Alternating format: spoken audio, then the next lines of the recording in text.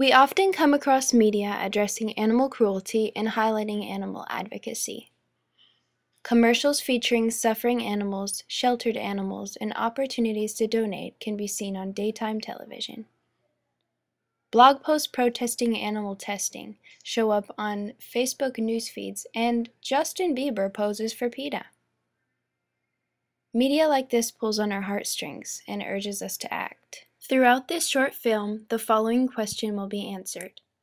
What role does rhetoric play in shaping our understanding of animal advocacy and related issues? Aristotle defined rhetoric as the power of finding the available arguments suited to a given situation. According to the Encyclopedia of Animal Rights and Animal Welfare, animal advocacy has ranged from an animal welfarist or reformist approach, emphasizing gradual improvements in animal care and a reduction of animal suffering, to an animal rights approach, promoting wholesale change, including the protection of animals from being used or regarded as property by human beings.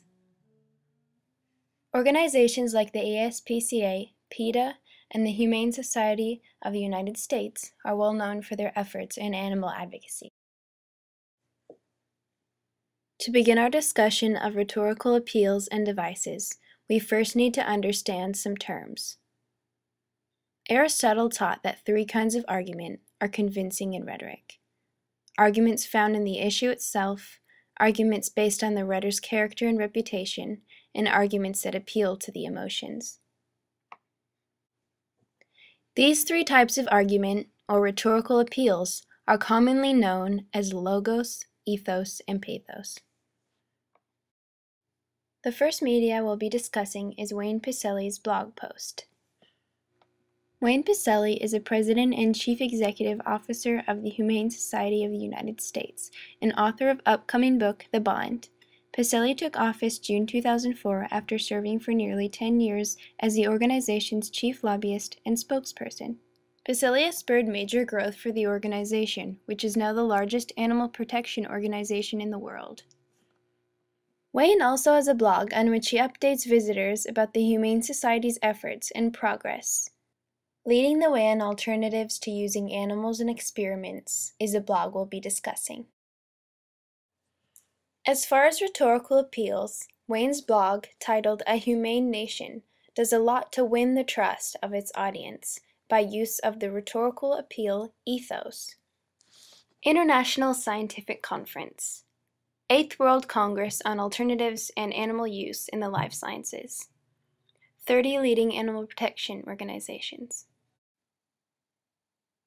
We often list teachers or other respected authorities for letters of recommendation or reference for the same reason that writers use credible sources to establish good character, trustworthiness, and honesty.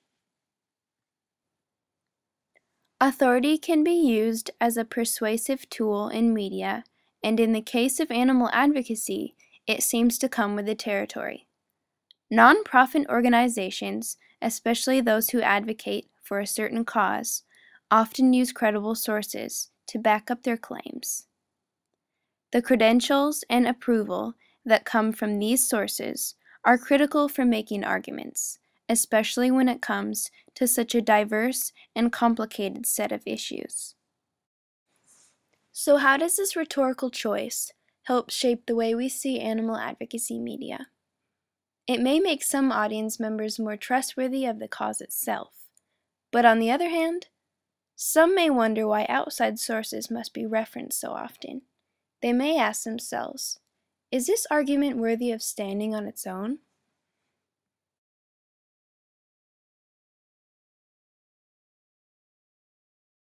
According to the homepage of the Animal Rescue Association of the Americas, they are the first and only membership association of their kind for the animal rescue community, and they represent a mighty volunteer force with a passion for justice and a commitment to bettering the lives of companion animals.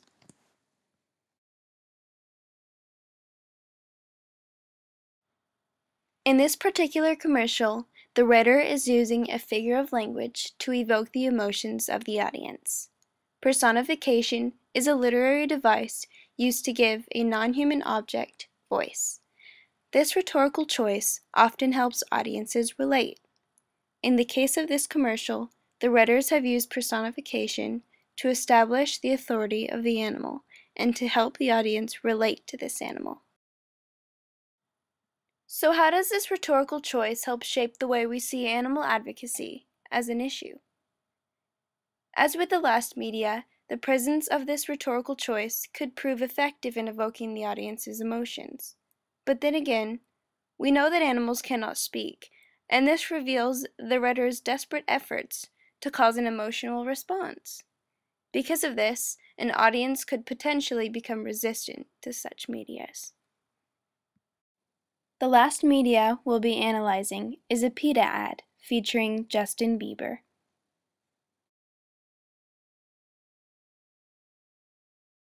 We'll talk about this media in terms of logos and visual rhetoric.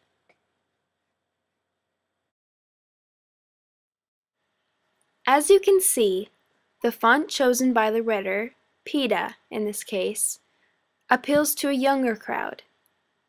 It's used consistently throughout the ad, which shows logical reasoning and a well-planned course of argument. The components of the ad also show contrast with the background of the image and demonstrates the writer's logical mode of delivery and thoughtful arrangement of information. Because this ad features a teen celebrity, it can be said that PETA, another widely known animal advocacy organization, had the intention of directing this ad to a younger audience. It can also be said that an ad like this is sure to be popular with a younger audience because of Bieber's authority. So how does the rhetoric used in this media affect our views on animal advocacy? Like the other two medias we've analyzed, the effect of the rhetorical device very much depends on the audience and the situation. In conclusion, rhetoric very much shapes the way we understand social discourse. A writer's decisions are vital in creating an impact on an audience.